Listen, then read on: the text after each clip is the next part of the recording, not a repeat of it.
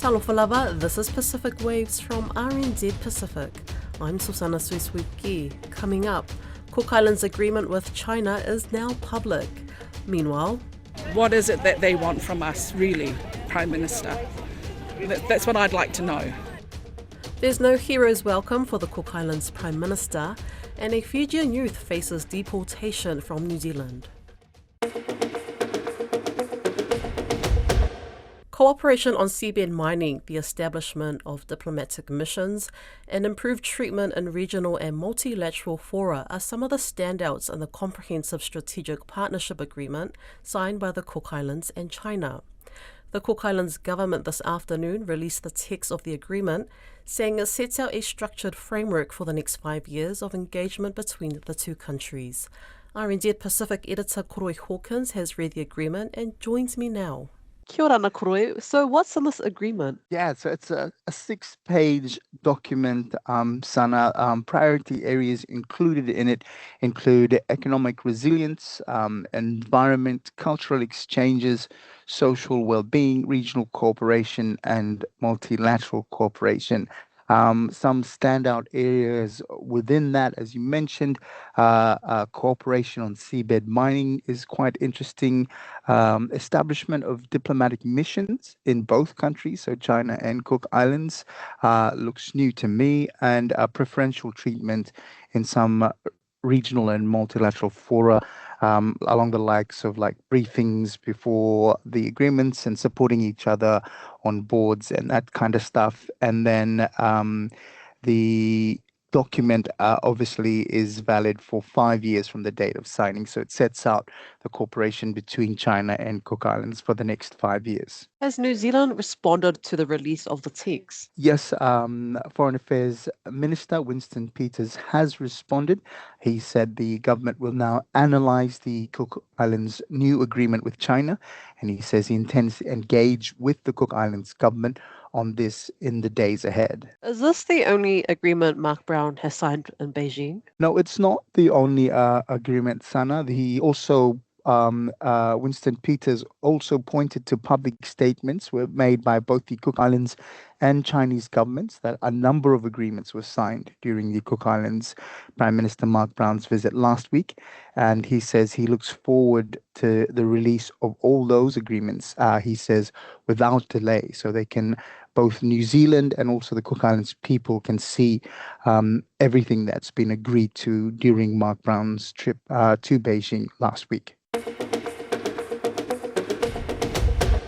About 400 people took to the streets to protest the Cook Islands Prime Minister's recent decisions, including a surprise appearance from Te Pāti Māori co-leader Debbie Ngarewa-Peka. The protest took place outside of Parliament a day after Mark Brown returned from China, where he signed several agreements. The New Zealand government feels Mr. Brown should have been more transparent over his deals that he signed with China.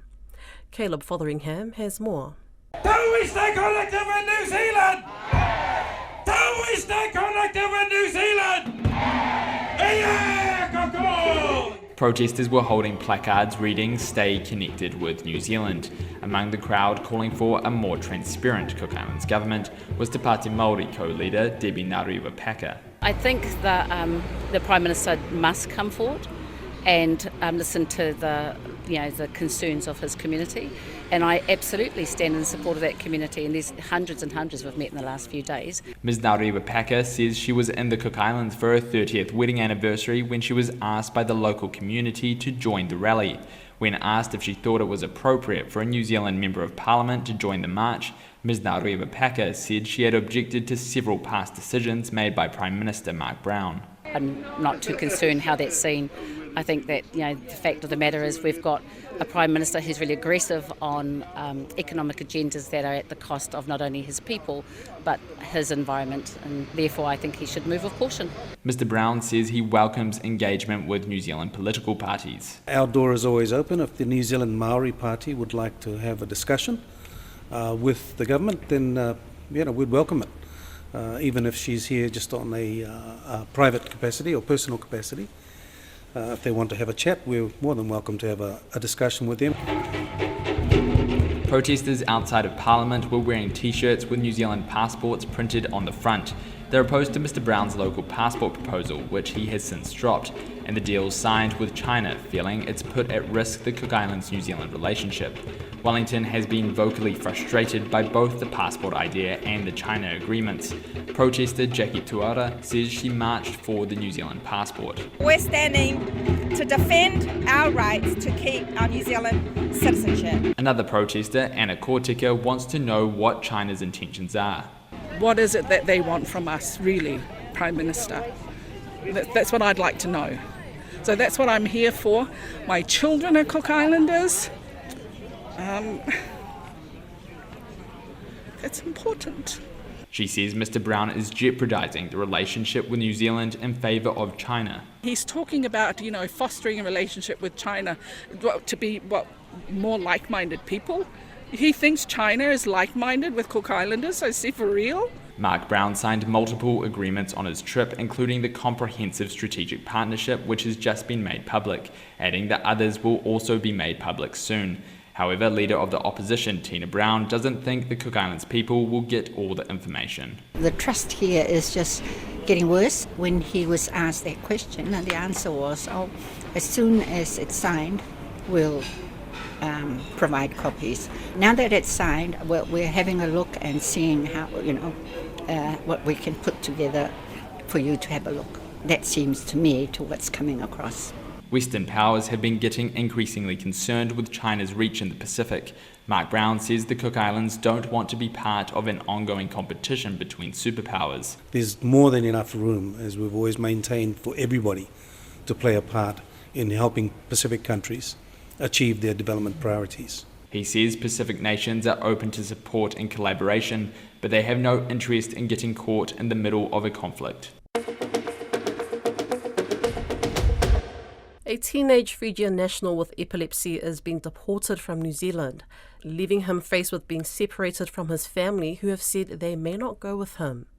The family moved to New Zealand in 2023 for a better life, but immigration officials have ruled the 15-year-old cannot stay because he would be a burden to the country's special education system.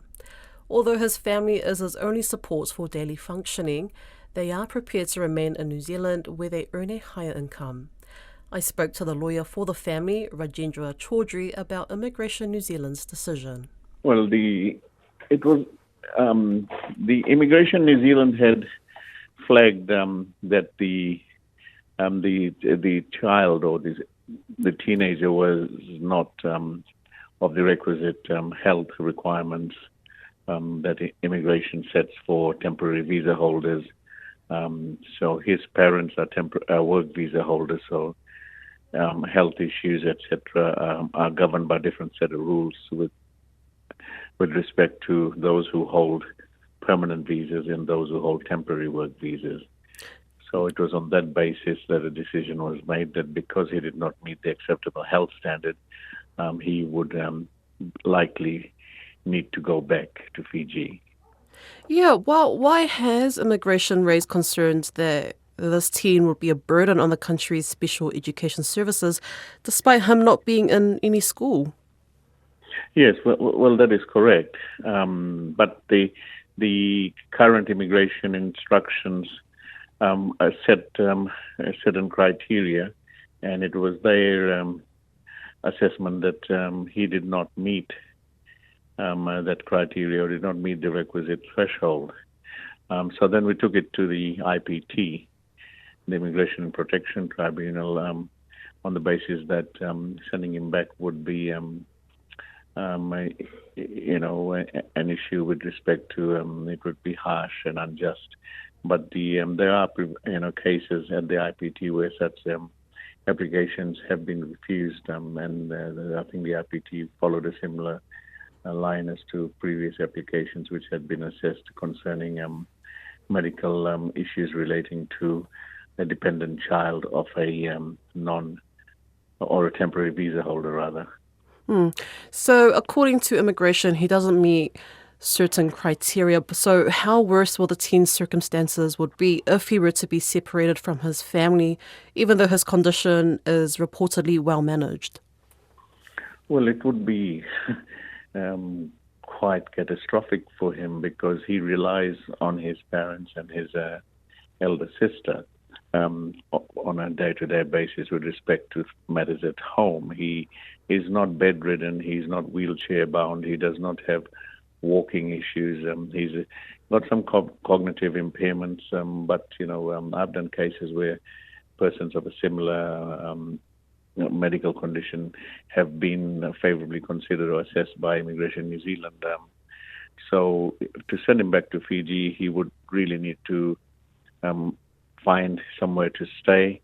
Generally, it would be with the extended family, like grandparents or uncles and aunts, and the level of care that he would get there would not be, the equivalent of what he gets here through his parents and his sibling.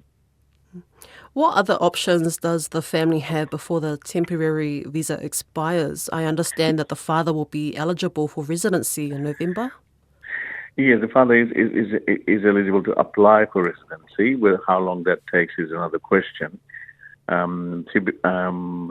So he's got till May, and after that there are certain options available to him, which I will be discussing with them in the next fortnight to advance on his behalf. Once the father gets residency as a principal applicant, then the rules change, and there have been cases where the IPT has initially held that a person who did not meet the health requirements would not be eligible as a dependent child to live in New Zealand with their parents. But once the parents or the principal applicant, being one of the parents, had been granted a residency status, that application was revisited, and even though immigration still declined it, the IPT approved a visa for that child to stay with his parents. So the critical issue is a resident as opposed to a non-resident or temporary visa holder, and that's quite unfair because a temporary visa holder, a work visa holder, pays tax, does everything else that is required for him or her to do as would a resident visa holder.